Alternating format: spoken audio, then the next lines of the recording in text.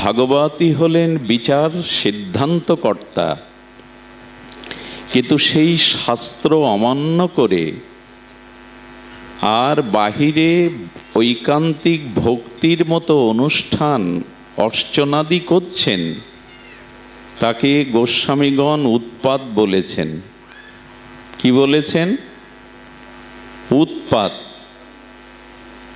শাস্ত্র কার্যাকার্য বিধি ব্যবস্থা ব্যতীত বাইরে যতই ভগবত ভক্তির অনুষ্ঠান আচরণ করা হোক, সেটি ভগবত ভক্তির নির্ণায়ক নয়, উৎপাত মাত্র।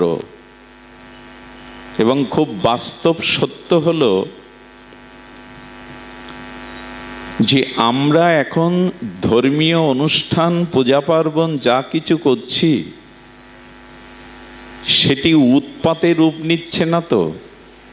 সেটি শাস্ত্র সম্মত হচ্ছে তো? সেটি আমাদের জাতি ধর্ম জীবের কল্যাণে আসছে তো? এই প্রশ্ন সামনে এসে দেখা দিয়েছে। অনুষ্ঠান আয়োজন ধর্ম নয়। খুব ধ্যান দিতে হবে। সারা পৃথিবীর মধ্যে আমাদের এই বঙ্গ বাংলাদেশ ভূখণ্ডে বা ভারতবর্ষকেই যদি বলি, এখানে প্রতিটি ঘরে ঘরে কোনো না কোনোভাবে দেবদেবী ভগবানের অর্চন উপাসনা পূজা আরতি হচ্ছে প্রতিদিন। আমাদের বাংলাদেশ সহ ভারতবর্ষের মঠ মন্দিরের অভাব নাই, সাধু সন্তের অভাব নাই। প্রতিটি গ্রামে গিয়ে দেখুন, এখনো হরিনাম হচ্ছে, হরিবাসর হচ্ছে, ভাগবত পাঠ কোথাও না কোথাও হচ্ছে।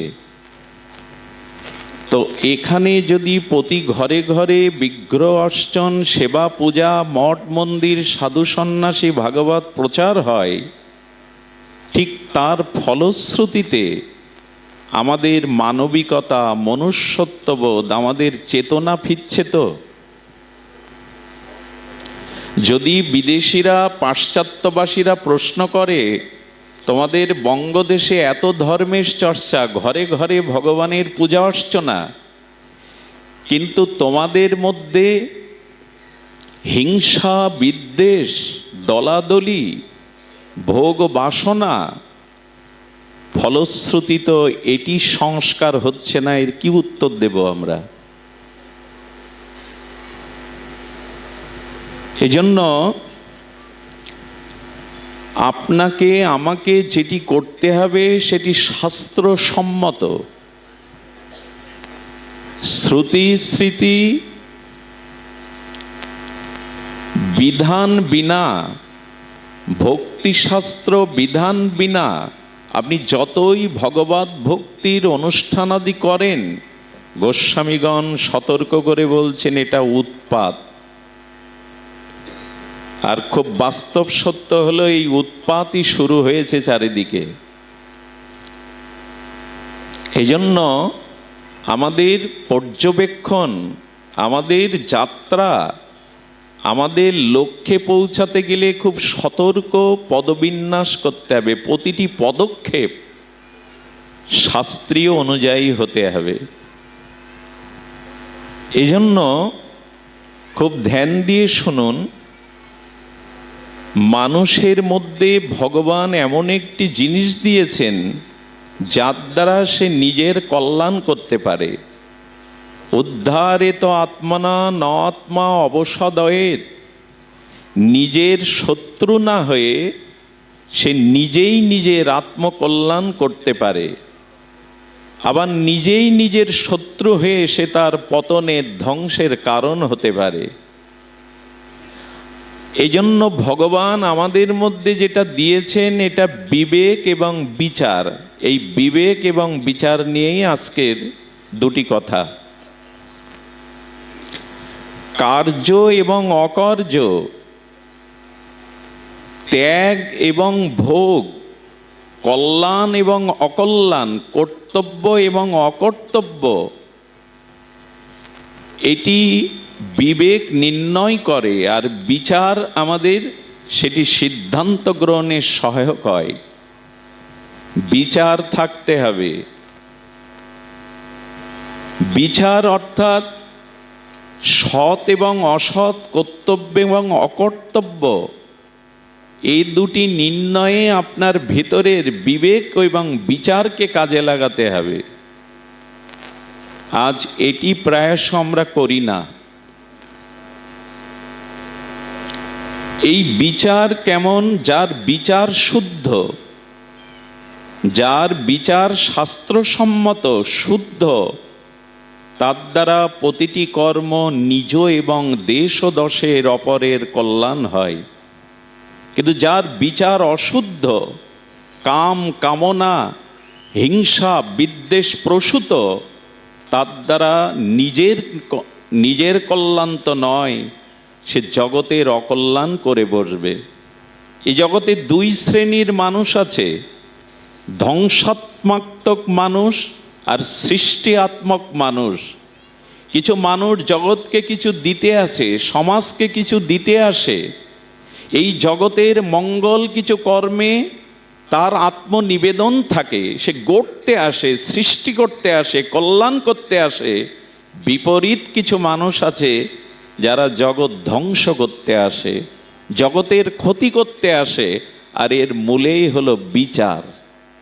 যার বিচার শুদ্ধ, তার ক্রিয়া কর্ম শুদ্ধ।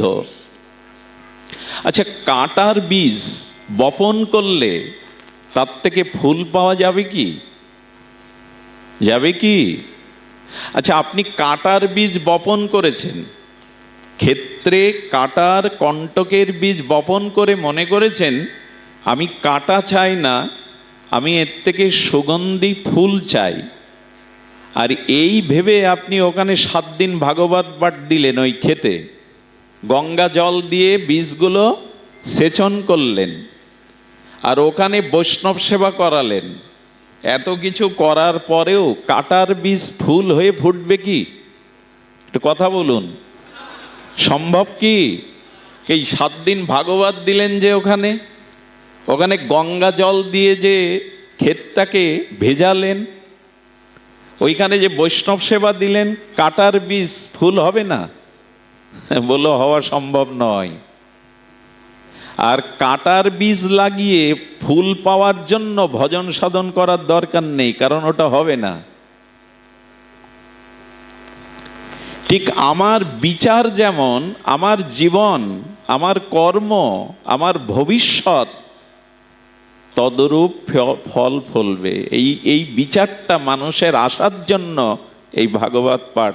ভাগবত শুধু আবেগের বস্তু নয়, ভাগবত মানে শুধু লীলা কথা নয়। ভাগবত একটি মানুষকে চেতনা দিতে। এই যে কাল দীপাবলির উৎসব গেল, শাস্ত্রকে যদি মানেন আপনি, যথাযথ শাস্ত্র নির্ণয় করেন, এই দীপাবলির যে আলোর উৎসব, এটি কি সত্য সত্য এর তত্ত্ব জেনে করেছি আমরা, বিচার করে করেছি?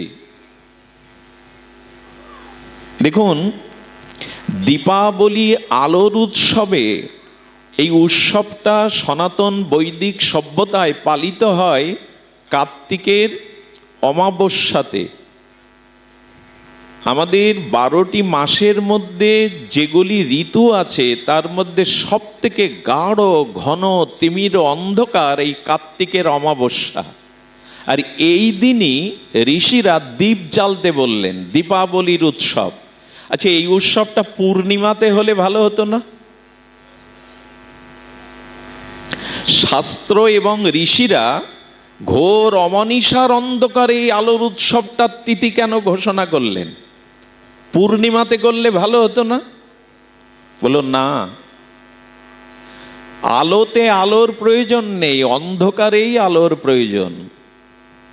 যেখানে আলো সেখানে আলোর প্রয়োজন নেই। দিবা ভাগে প্রদীপ প্রজ্বলিত করার বিশেষ কারণ নেই, আলো জ্বালবার কারণ নেই। তিমির অন্ধকারে আলো জ্বালো। তো ঋষিরা বললেন, শুধু অমাবস্যার অন্ধকার কি জগতে? এর থেকে ঘোর কোটি অন্ধকার তোমার হৃদয়ে রয়েছে, যার নাম অজ্ঞান। দেখুন, শাস্ত্রকে অনুধাবন করতে হবে। ঋষিরা বলছেন শুধু কৃষ্ণপক্ষে অন্ধকার না, রাতটা শুধু অন্ধকার না, অন্ধকার অনন্ত জন্ম ধরে তোমার হৃদয়ের মধ্যে আছে। এটার নাম অজ্ঞানতা।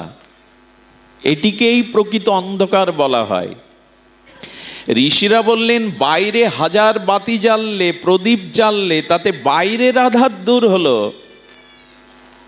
কিন্তু তোমার হৃদয়ের যে অজ্ঞানতা, অবিদ্যা, এইগুলি দূর হলো তো। এই জন্য সাধক রামপ্রসাদ মাতৃভক্ত মাকে একটা অঞ্জলি দিয়েছেন, সঙ্গীতাঞ্জলি। আমার চেতনা চৈতন্য করে দে মা চৈতন্যময়ী। শব্দগুলো ধ্যান দিন। আমার চেতনা অর্থাৎ আমার বিচারকে, আমার চেতনাকে চৈতন্য দিয়ে দাও মা। তুমি তো চৈতন্যময়ী, তুমি আদ্যাশক্তি পরা, তুমি জ্যোতির্ময়ী, শক্তির অধীশ্বরী আদ্যাশক্তি। আমার ভেতরে সেই অজ্ঞানতাকে, অচেতনাটাকে চেতন দিয়ে জাগিয়ে দাও। তুমি তো চৈতন্যময়ী। আলো বাইরে জ্বাললাম, ভেতরের আলো জ্বাললাম কি? অন্ধকারে আলোর প্রয়োজন, আলোতে আলোর প্রয়োজন নাই। তেমনি আমাদের হৃদয়ে অনন্ত জন্ম ধরে কামনা বাসনার তিমির অজ্ঞান আধার রয়ে গেছে। এখানেই আলো জ্বালতে হবে। এর নাম দীপাবলি।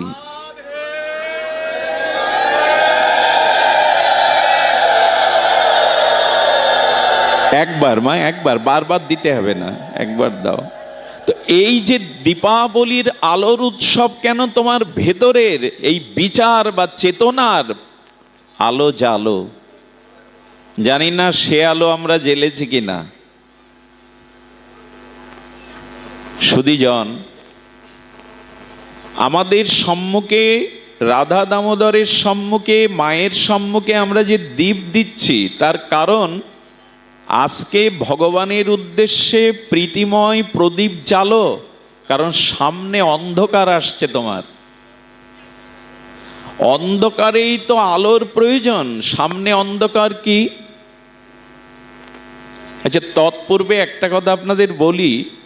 আমরা যে বাতি বা প্রদীপ জ্বালাই, এই বাতি জ্বালাবার বিধানটা নাই, প্রদীপ জ্বালাবারই কথা বলা আছে। এখন মাটির প্রদীপ আর তৈরি করবার জন্য সময় আমাদের হাতে কই? মাটিটাই পবিত্র, মৃত্তিকার প্রদীপ জ্বালতে হয়, কিন্তু আমরা সহজে বাতি জ্বালাই, আপত্তি নাই। কিন্তু আগুন ভগবানকে দান দেই কেন আমরা?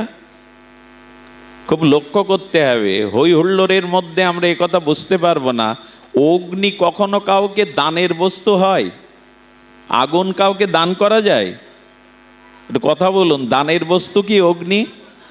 ফুল, মালা, চন্দন, মিষ্টান্ন এগুলি দান করুন, ভগবানকে আমরা দান করি। কিন্তু আগুন দান দিচ্ছি কেন ভগবানকে? আগুন কি দানের বস্তু হতে পারে? আপনাকে আমি আগুন দান করতে পারবো? হ্যাঁ, মরে গেলে পিতার মুখাগ্নি করে সন্তান, তার বিশেষ একটা কারণ আছে। কিন্তু অগ্নি কাউকে দান দেওয়া, তো দীপ দান কেন বলা হচ্ছে? ভগবানকে আগুন দেখাই তো আমরা প্রতিদিনই। প্রদীপের শিখাতে কি আছে? অগ্নি তো আছে। দীপাবলি সনাতন হিন্দুর একদিন নয়, প্রতিদিন প্রদীপ জ্বালতে হয়। মা বোনেরা প্রতিদিন ভগবানের সামনে মঙ্গল আরতি, সন্ধ্যা আরতিতে প্রদীপ জ্বালে। তো আগুন ভগবানকে দানের বস্তু হতে পারে? বলো কেন যেন দান দেয়? একমাত্র পৃথিবীর মধ্যে এই অগ্নি উপাসক হিন্দুরাই, অন্য কোনো ধর্মের মধ্যে, জাতির মধ্যে অগ্নি দিয়ে উপাসনার নাই, ব্যবস্থা নাই। এই জন্য অনেক জাতি, অনেক ধর্ম হিন্দুদের অগ্নি উপাসক বলে একটা গালি দেয়। এরা আগুনের পুজো করে। কারণ যে কোনো মাঙ্গলিক বৈদিক কর্মে প্রদীপ প্রজ্বলন করা ছাড়া, হোম যজ্ঞ ছাড়া কোনো যজ্ঞ, কোনো পূজা সম্পূর্ণ হয় না। এর কারণ কেন? এর কারণ আগুন কাউকে দান করা যায় না, কিন্তু প্রদীপের অনলটা, আগুনটা কেন দান দিচ্ছি রাধা দামোদরের উদ্দেশ্যে, সেটি জানতে হবে। পৃথিবীতে এখন সব দূষিত হয়ে গেছে, সব থেকে বেশি দূষিত হয়েছে মানুষ। পৃথিবীতে বায়ু দূষণ, শব্দ দূষণ, খাদ্য দূষণ, যা কিছু দূষণ বলেন, বেশি দূষিত হয়েছি আমরা মানুষরাই। আমার মধ্যে মনুষ্যত্ব, মানবতা, মানবিকতা, আর সারা পৃথিবীর দিকে তাকিয়ে দেখুন, পরিবেশের চারিদিকে তাকিয়ে দেখুন, পৃথিবীতে যে জাতীয় ঘটনাগুলো চোখের সামনে ঘটছে, আদৌ মানব সভ্যতা এখন দূষণেই পড়ে গেছে।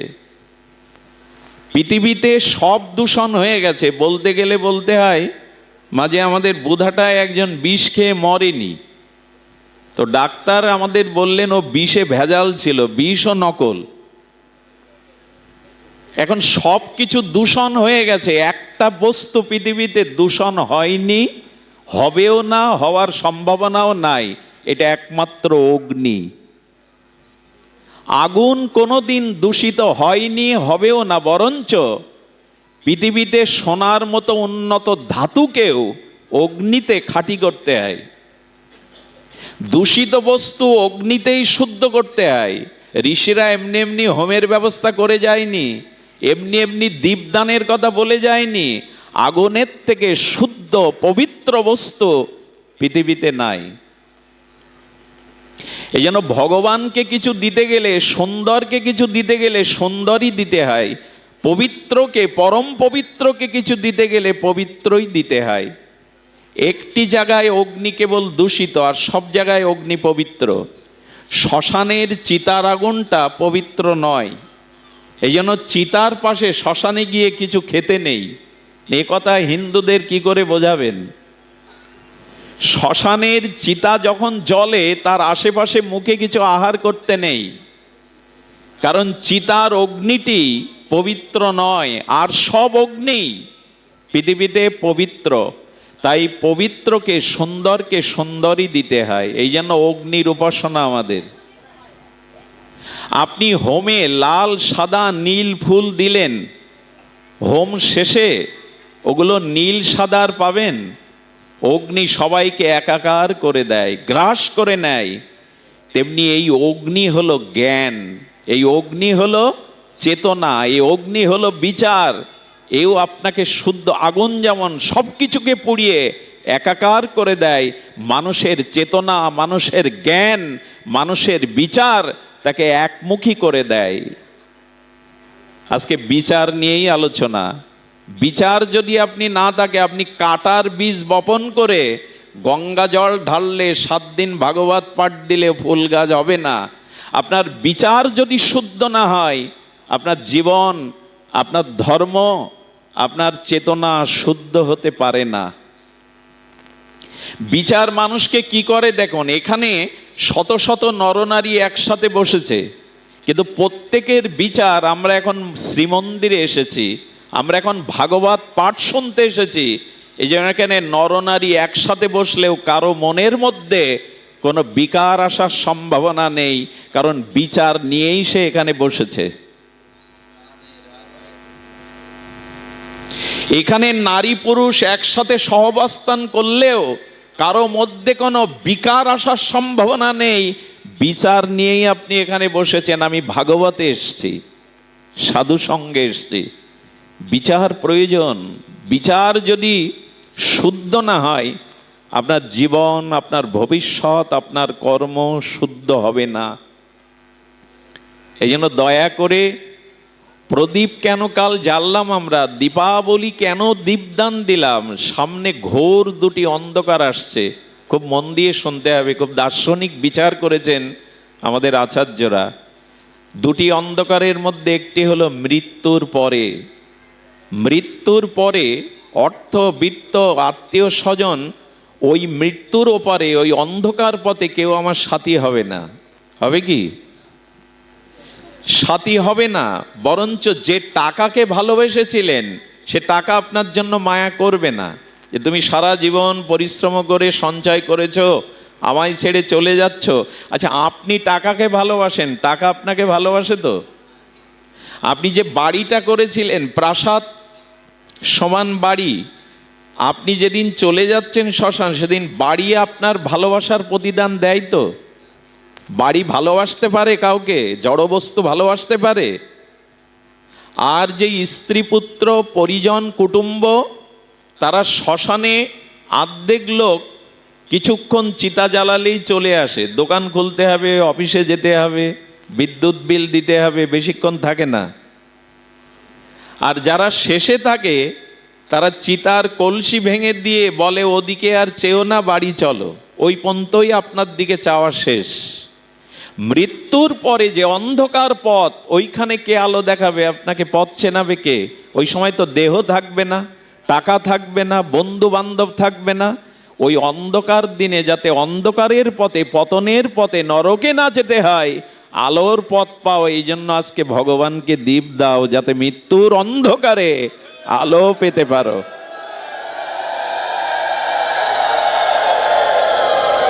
শুধু হরিবোল দিয়ে হাত তুলে সমর্থন করলে হবে না, এই কথাটিকে বিচারে নিতে হবে। এই কথাটা বিচারে নিতে হবে যে মৃত্যুর পরে আমি এমন কোনো কাজ করিনি যে আমি আলোর পথে যাব।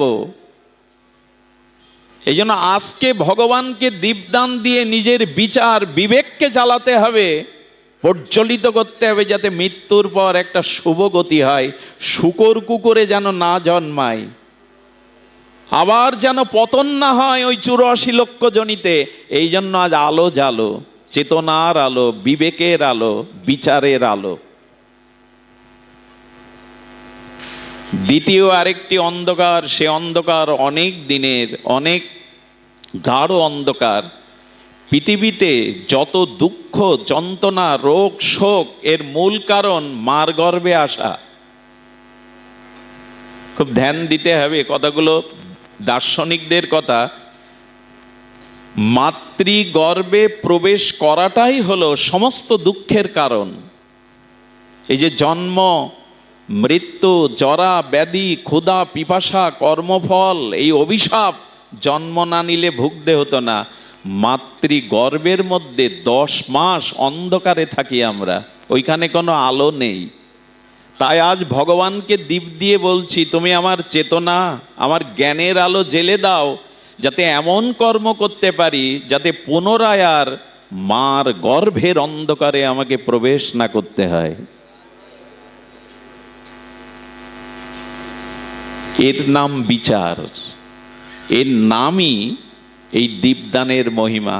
কালকে অনেক দীপ জ্বেলেছি আমরা, মঠ মন্দিরে, দোকানে, প্রতিষ্ঠানে, এই সমস্ত রাস্তাঘাটেও তো দীপ জ্বাললাম। প্রশ্ন হলো, ভেতরের চেতনা বিচারের দীপ জ্বাললাম কিনা, জ্ঞানের আলো জ্বলল কিনা?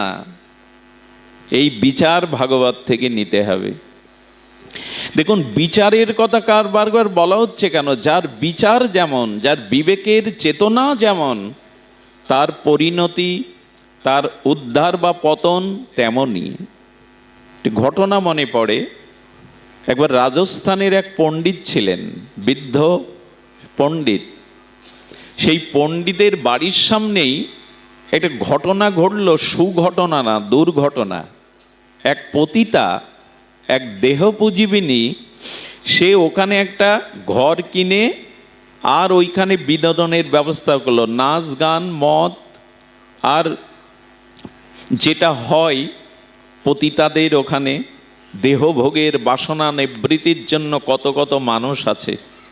আচ্ছা, পণ্ডিত জপ ধ্যান নিয়ে থাকেন, শাস্ত্র আলোচনা নিয়ে থাকেন, ওই দিকে তার দৃষ্টি গেল। এই যে সব পুরুষগণ আসে, জোয়ান, মদ, ওখানে হাসি ঠাট্টা করে, এইটা ওনার মনের বিচার এলো, এখানে তো এটা উচিত নয়। কিন্তু সে পতিতা রাজবেশ্যা, সে এই কর্মের লাইসেন্স প্রাপ্ত, তাকে গিয়ে শাসিয়ে বলছে, এখানে এসব কর্ম চলবে না, তুমি এখান থেকে বিদায় নাও, আমি পণ্ডিত ব্যক্তি, আমার সম্মুখে আমি এসব হতে দেব না। আর এই পাপ কেন তুমি করছো? এর দ্বারা তো তোমার পতন আসবে। পতিতার এই পণ্ডিতের কথাগুলো বিচারে নিল, সত্যিই তো সারা জীবন এই দেহ পুজবি নয়ে পাপ করছি। পণ্ডিত তো ঠিক কথা বলেছেন। উনি ধীরে ধীরে বিচার করতে লাগলেন যে ধীরে ধীরে আমি এই পেশা থেকে দূরে সরে যাব। অনেক পাপ করেছি জীবনে। পণ্ডিতের চিন্তা করতে লাগলেন, পণ্ডিতের কথাগুলো চিন্তা করতে লাগলেন। আর একেবারে তো সঙ্গে সঙ্গে বন্ধ করা যায় না। পণ্ডিত চিন্তা করতে লাগলেন ওই পতিতার আর খরিদ্দারের কথা। এই দেখুন মনের বিচার মানুষকে কোথায় নিয়ে যায়। উনি তখনও দেখছেন ভিড় লেগে আছে, তখনও দেখছে লোক লেগে আছে, আর এই বিচার করতে করতেই কিছুদিনের মধ্যে পণ্ডিতের মৃত্যু হলো।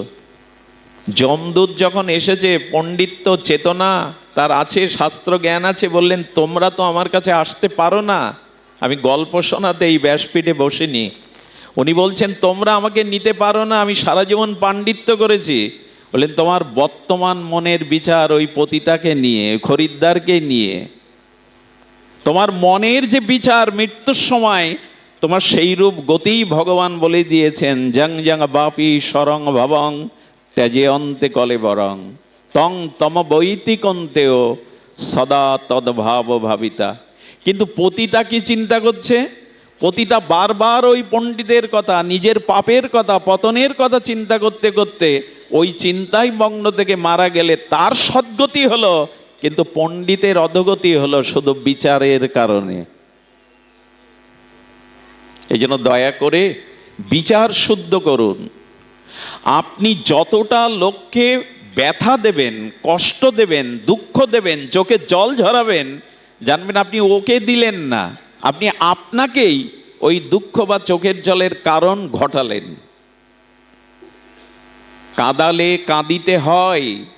কাউকে কাঁদাবেন, দুঃখ দেবেন তো তার এর একটা প্রমাণও আছে। ভগবান শ্রীকৃষ্ণ মথুরায় কংস বধের পরে দেবকী এবং বসুদেবকে প্রণাম করে শৃঙ্খল মুক্ত করতে কারাগারে গিয়েছিলেন। দেবকী তখন চোখের জলে বলছেন, দাঁড়াও কৃষ্ণ, আমি জানি তুমি পরম ব্রহ্ম, তুমি চতুর্ভুজ নারায়ণ, বৈকুণ্ঠের বিলাসমূর্তি। তোমার মতো ভগবানকে গর্বে পেয়েও আমি কেন মা ডাক শুনতে পারিনি? বুকে দুগ্ধ পড়েছে, পাগল হয়ে গেছি পাগলিনীর ন্যায়। তুমি তোমার মুখে বাৎসল্য রস, তোমার মুখে আমার স্তন্য দুগ্ধ, তোমার মুখের মা ডাক শুনতে পাইনি, আমি কারাগারে বন্দি কেন? এই প্রশ্নের উত্তর দিয়ে তুমি আমার শৃঙ্খল মুক্ত করো। প্রশ্ন তো প্রশ্নই। দেবকী তো এই প্রশ্ন করতে পারে, তোমার মতো ভগবানকে আমি মা হয়ে কেন আমার এই দুর্দশা? শ্রীকৃষ্ণ তখন মুরলীধারী শ্যামসুন্দর নয়, বলছেন মা আমার দিকে পুনরায় তাকাও। তাকালে ত্রেতা যুগের ধনুর্ধারী রঘুপতি রামচন্দ্র রূপে দেখা দিলেন। মনে পড়ে তুমি কইকেয়ী ছিলে? আমাকে 14 বছর বনবাসে পাঠাবার পূর্বে গর্ভধারিণী কৌশল্যা তোমার চরণে বহু কেঁদেছিল এবং তোমার দাসী হতেও চেয়েছিল, ভরতকেও রাজা করতে চেয়েছিল, কিন্তু রামের মুখে মা ডাক বঞ্চিত যাতে না হয় কৌশল্যা তোমার চরণ ধরে হাত ধরে কেঁদেছিল। সেদিন কৌশল্যার চোখের জল তুমি নিরাকরণ করনি, বরঞ্চ চোখের জলের কারণ হয়েছিলে, আর সেটাই ফিরে পাচ্ছ। কাউকে কাঁদালে কাঁদতে হয়। আচ্ছা, গঙ্গায় স্নান করলে পাপ দূর হয় কিনা, আছে কিনা শাস্ত্রে এটা? কারণ গঙ্গা হরিশ্চরণশ্চ্যুতা এবং মহাদেবের জটা জটা উদ্ভূতা। গঙ্গা দর্শনে, স্পর্শনে, স্নানে, অবগাহনে পাপ দূর হয়। সদ্য পাতক নাশিনী গঙ্গা। কিন্তু সেই গঙ্গার গর্ভে জন্মগ্রহণ করে 100 জন্ম যে কখনো পাপ করেনি, পিতামহ ভীষ্ম, সে সরসজ্জায় যন্ত্রণা পাচ্ছে কেন মৃত্যুর সময়? যার 100 জন্মে পাপ নেই, যিনি জ্ঞানী মধ্যে অগ্রগণ্য, যিনি তেজস্বী ব্রহ্মচারী, ভীষ্ম কেন ইচ্ছা মৃত্যুধারী ভীষ্ম, সে কেন স্বরের ওপরে অসন্তোষ অবস্থায় কৃষ্ণের অপেক্ষা করছে? কারণ কি? গঙ্গায় স্নান করলে পাপ দূর হয়, আর গঙ্গার গর্ভে জন্মিয়ে মৃত্যুর সময় শান্তি পাচ্ছে না পিতামহ দেবব্রত ভীষ্ম। কারণ কৃষ্ণ বলেছিলেন, ভীষ্ম 100 জন্ম তুমি তোমার পাপ করনি ঠিক, কিন্তু এই জন্মে তুমি পাপ দেখেছ। কি কথা দেখুন ভগবানের, বললেন পাপ দেখেছ তুমি। তোমার সম্মুখে কুলবধূ সতীসাধ্যী দ্রৌপদীর বস্ত্রহরণের ক্ষমতা দুঃশাসন রাখে না যদি তুমি তোমার বিক্রম সেদিন এই প্রতিবাদ করতে।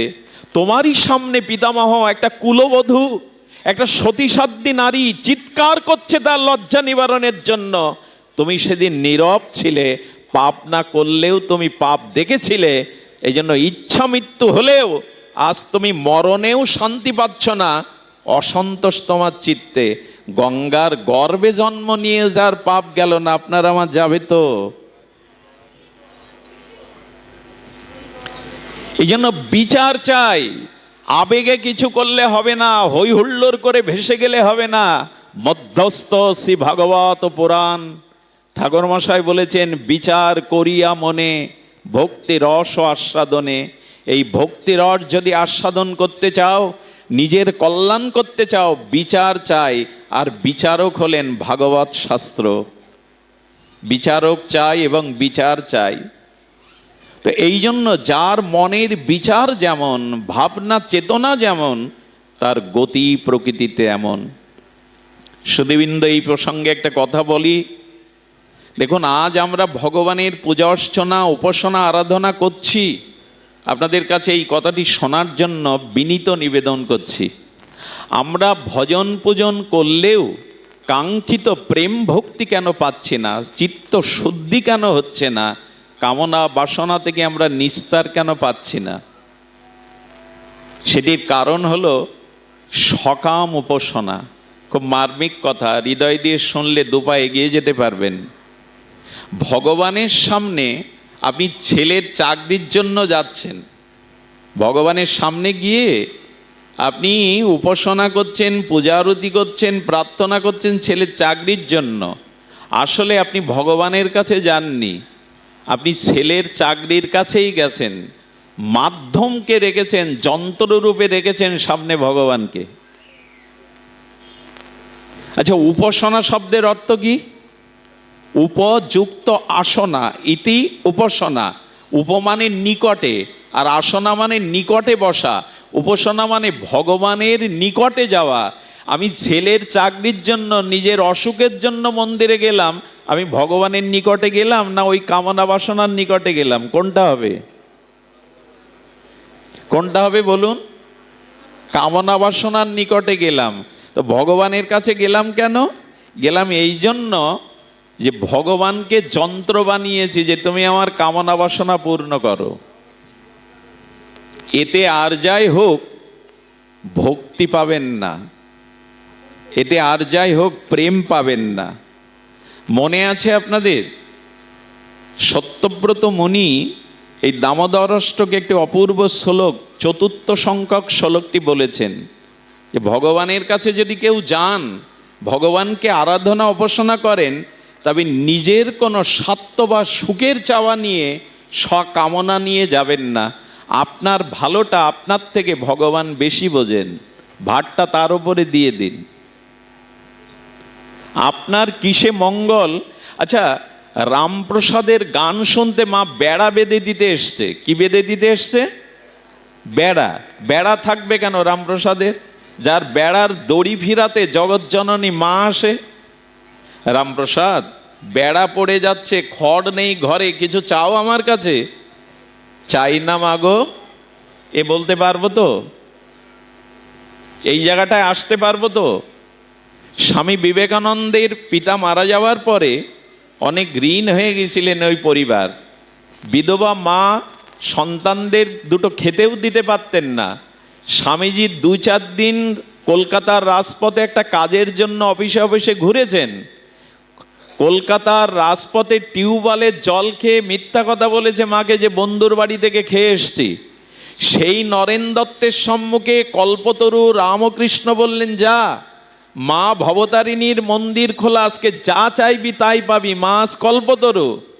বারবার ফিরে এসে বলল, ঠাকুর, নিজের সুখ সুবিধা চাইতে ভুলে গেলাম, মার কাছে গিয়ে চাইলাম, মা আমায় জ্ঞান দাও, বিবেক দাও, বৈরাগ্য দাও, শক্তি দাও, যাতে জগতের সেবা করতে পারি। তার কাছে কি জন্য যেতে হয়? নিজের সুখের জন্য? নিজের চাওয়া পাওয়া নিয়ে অনেকে আবার লিস্ট নিয়ে যায়, মনে যদি না থাকে। দুর্দশা আমাদের এই, লিস্ট নিয়ে যায় কি কি চাইবো ভগবানের কাছে। বরঞ্চ শুনুন সত্যব্রত মুনি কি বলছেন, বরং দেবং মৎস্যং না মৎস্যবদিং বা না চন্নং বৃহে অহং বরে সাদ পিহ। কি মন্ত্র ঋষিদের! ইদন্তে বপনাথ গোপাল বালং সদামে মনস্ত বিস্তরং কিউ মন। বলছেন দেখো, তুমি বরেশ্বর, হে জগদীশ্বর, হে দামোদর, তুমি বরের ঈশ্বর, তুমি বর দিতে পারো, তুমি বিবোধরো, যা চাই জীবের কাঙ্ক্ষিত মনোবাসনা তুমি পূর্ণ করতে পারো। তবু তব ঠাই কিছু নাহি চাই, মোক্ষ মোক্ষবদি বড়। এই সারা মাস তো পড়লাম, এটা চেতনায় এলে তো, বিচারে এলে তো, কি চাইছে সত্যব্রত মুনি? তবু তব ঠাই কিছু নাহি চাই, মোক্ষ মোক্ষবদি বড়। এমনকি মোক্ষও চাইছে না। মৃত্যুর পরে আমার জন্ম মৃত্যু চক্রে থেকে আমি মুক্তিও চাই না। তুমি বর দিতে পারো, তুমি বরের অধীশ্বর, তবু তোমার ঠাই এই করো না যেন অবিরত গোপবাল তনু। এই আমাকে যদি কিছু দিতে চাও এই দাও। তোমার ওই ব্রজলীলাতে, বৃন্দাবন লীলাতে, সখাসনে তুমি যেমন গোষ্ঠ খেলা খেলেছিলে, ওই সখাদের একটা শরীর দিয়ে তোমার নিত্য লীলাতে আমায় নাও, যাতে তোমাকে সুখ দিতে পারি, আনন্দ দিতে পারি। আমার হৃদয়ে আবির্ভূত হয়ে অন্য বরে কাজ নাই।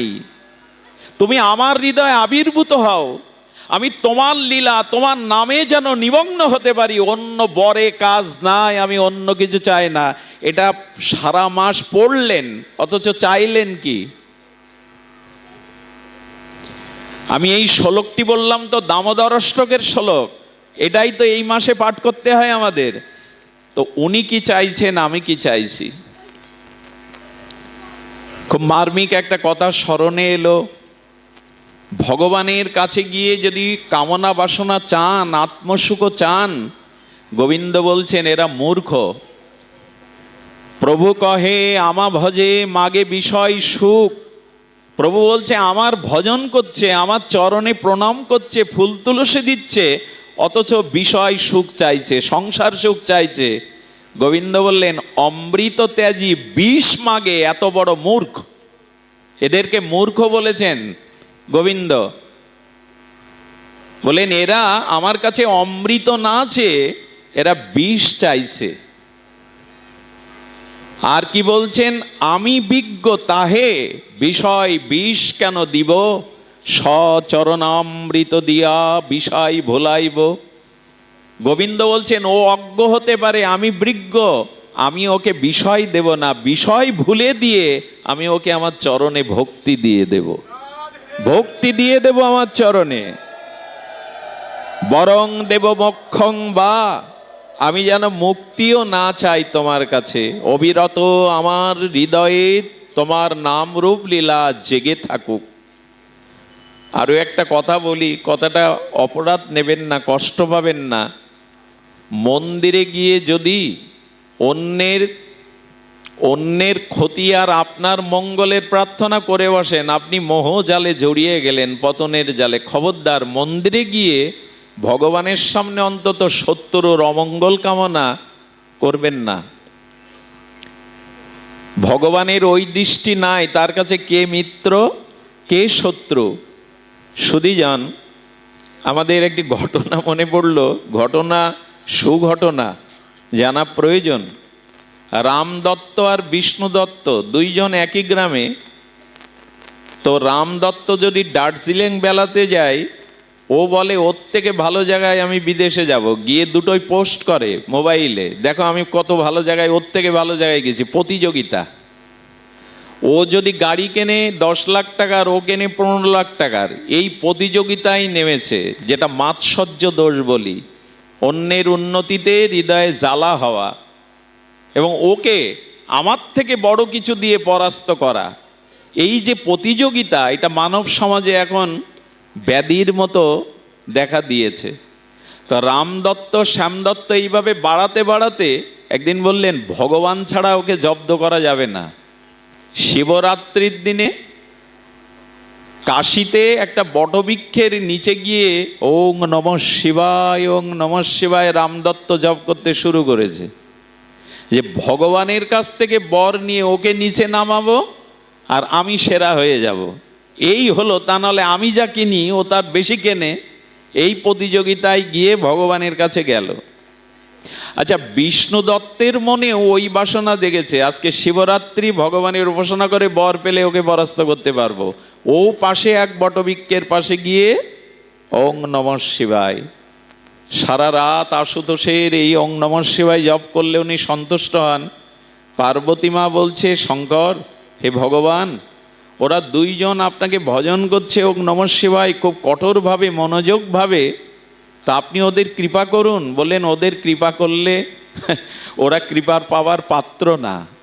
বললেন, তবু বলছি আর শিবরাত্রির দিনে মুক্তিতীর্থ কাশীতে আপনি একটু কৃপা, বলে বলছো যখন যাই, কিন্তু ওরা কৃপার পাত্র না। দেখুন, এই বিষ্ণু দত্তের কাছে এসে বলছে, আচ্ছা আমি তোমাকে করুণা করবার জন্য এসেছি, চোখ খোলো, বর চাও। বললেন, প্রভু আপনি শিব দত্তকে আগে দেখা দিয়েছেন না আমাকে? তো বললেন, না, আমি তোমাকেই প্রথম দেখা দিয়েছি। বললে, তাও ভালো। তখন বলছে, তুমি বর চাও, কি চাও? বলে, তো ওকে যখন দেখা দেননি ও বিপদে পড়ে গেছে, আমি যা চাই তার থেকে যদি ডবল ও চাই,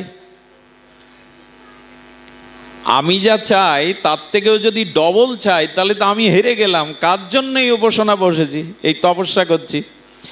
বুদ্ধি করে বলছে, প্রভু ঠিক আছে, এই বর দিন, ও যা চাই তার থেকে আমার যেন দ্বিগুণ হয়। তথাস্থ। আশুতোষ তো যাকে তাকে বর দিয়ে বসেন। এবার শিবদত্তের কাছে গিয়ে দর্শন দিয়ে বলছে, বর চাও। বলে, প্রভু আগে আমাকে দেখা দিলেন না আগে ওকে? বলে, আগে ওকে দেখা দিয়েছি। তো ও কি চেয়েছে দয়া করে যদি বলতেন? তোমার যা হবে তার থেকে যেন ওর ডবল বা দ্বিগুণ হয়। চিন্তা করে বলল, তাহলে বিষয় ঐশ্বর্য চাইলে তো আমার থেকে দ্বিগুণ হবে। বুদ্ধি করে বলছে, প্রভু তাহলে আমার এক চোখ কানা করে দিন। কামনা বাসনা অপরের ক্ষতির চিন্তা করে মন্দিরে ভগবানের কাছে গেলে দশাটা এই হয়।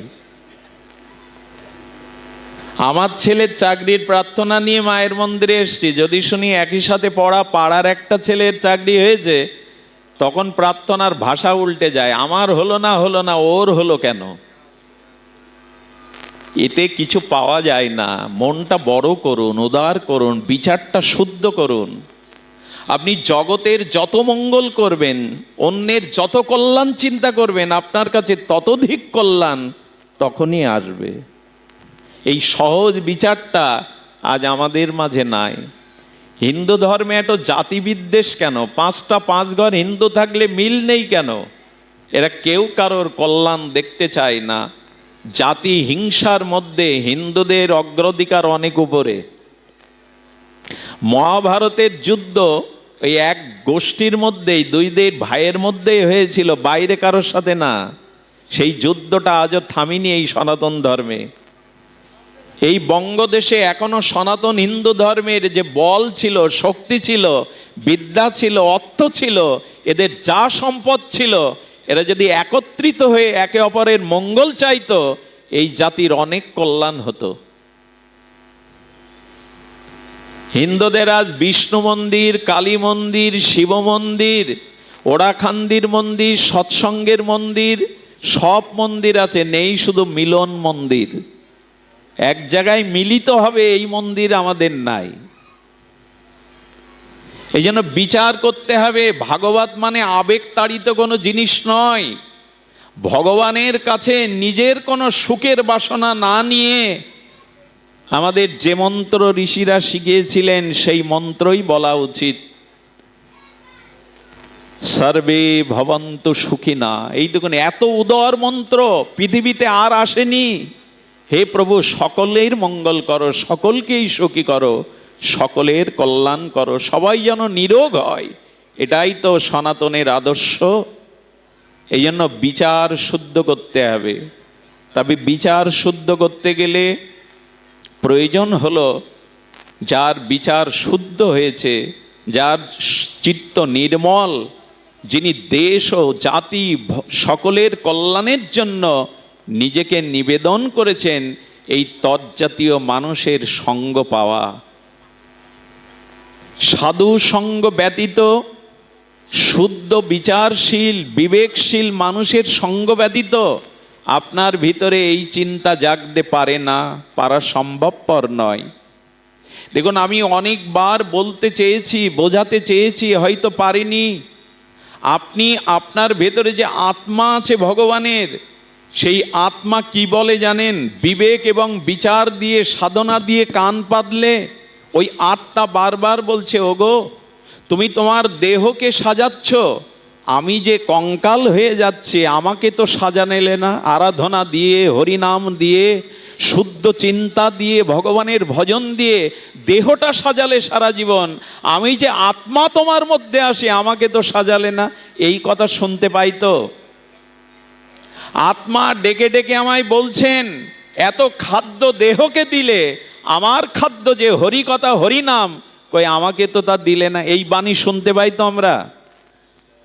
আত্মা বলছে, আমি যে জায়গায় পৌঁছাতে চাই, যে লক্ষ্যে যেতে চাই, তুমি সেই পথে কেন আমাকে নিয়ে যাচ্ছ না? এই বাণীগুলি আমরা শুনতে পাই না। এই বিবেকের বাণী, আত্মবাণী, চেতনার বাণী আমাদের শুনতে গেলে সাধু সঙ্গ করতে হবে। মহৎ সঙ্গের মাধ্যমেই আমাদের এই চিন্তা, এই চেতনা জাগাতে হবে। আর এর জন্য চাই উপাসনা। যেহেতু এটা দামোদর ব্রত, এই জন্য আমরা উপাসনার কথা কিঞ্চিত একটু আস্বাদন করি। আপনারা জানেন যে এই যে নমামি ঈশ্বরাং সচ্চিদানন্দ রূপং লাসত কুণ্ডলাং গোকুলে ভ্রাজমানাম, এই যে গোবিন্দ, এই যে পরব্রহ্ম, রসব্রহ্ম, অখিল সর্বজীবের পরমাত্মার পরাবস্থা, স্বয়ং সচ্চিদানন্দ ঘন ঈশ্বর, তিনি আজ ব্রজের দ্বারে দ্বারে ঘুরছেন কেন? ব্রজে ভ্রাজমানাম, এই লসত কুণ্ডল স্বর্ণ কুণ্ডল মুখে সচ্চিদানন্দ ভগবান মধ্যমাকার পরিচ্ছিন্ন শিশু হয়ে আজ ব্রজবাসীদের দুয়ারে দুয়ারে ঘুরছে কেন? এর মূলেই হলো ব্রজবাসীদের কৃষ্ণ প্রীতি বাঞ্ছা, সুখ বাঞ্ছা। আত্মন্দিরের সুখ ব্রজবাসীদের নাই। ব্রজবাসীরা নিজের সুখ চায় না, তারা ঘর বেঁধেছে, আত্মীয় পরিবার বর্জনের সাথে আছে। এর কারণ গোবিন্দকে সুখ দেবে বলে। আজ ভাগবতের বিচার হলো এইটা, ভগবানকে সুখ দাও, নিজের সুখের দৃষ্টি দিও না। আত্মসুখ এদিকে দৃষ্টি না দিয়ে কৃষ্ণ সুখের দিকে দৃষ্টি দাও। আর এটা একমাত্র দৃষ্টান্ত ব্রজ বৃন্দাবনে। আচ্ছা, যশোদা মায়ের দাস দাসীর সংখ্যা অনেক, হাজারখানি। উনি রাজমাতা, উনি নন্দগেহিনী রাজমাতা, উনি কৃষ্ণ জননী। ভোরবেলা ব্রাহ্ম মুহূর্তে স্নান করে, তিলক করে, মালতীর মালা দিয়ে খোপা বেঁধে কেন গোপালের জন্য নিজে দধি মন্থন করছেন? নির্মন্থন কর্মান্তর নির্মন্থন দধি, উনি নিজে কেন দধি মন্থন করছেন ভোরবেলা? দাস দাসী দিয়ে করাতে পারত। এই দেখুন, দ্বারা দামোদরের এই শিক্ষা দিচ্ছে ব্রতে, ভগবানের সেবাটা অন্যকে দিয়ে করো না, চাকর বাকর লোকজন ধরে করো না, নিজে হাতে করো। আচ্ছা মা, সন্তানকে গর্ভধারিণী নিজে সেবা না করে যদি অন্য মায়েরা সেবা করে, এতে মায়ের মন ওঠে তো? মা মনে করে আমার খোকার ক্ষুধা যায়নি, এটা মায়ের বাৎসল্য প্রীতির একটা স্বভাব। অন্য মা তাকে যতই খাওয়াক, মায়ের মন সন্তুষ্টি হয় না। এই জন্য যশোদা চিন্তা করলেন, গোপাল ননি চুরি করার কারণ হলো দাস দাসীরা ওকে যতটা মাখন ননি খেতে দেয়, ওর উদরে ক্ষুধা থাকে, ক্ষুধার কাতর হয়ে বাঁচা আমার অন্যের ঘরে যায়। এবার থেকে আমি এই দধিমন্তন করে আজ থেকে গোপালের মুখে আমি দেব। যশোদার প্রথম শিক্ষা, গুরু সেবা, গোবিন্দ সেবা, ভগবত সেবা লোকজন দিয়ে করো না, নিজে হাতে করো। আমি আপনাদের একটা কথা একটু সতর্ক করি, আজকাল অনেক জায়গায় টাকা পয়সা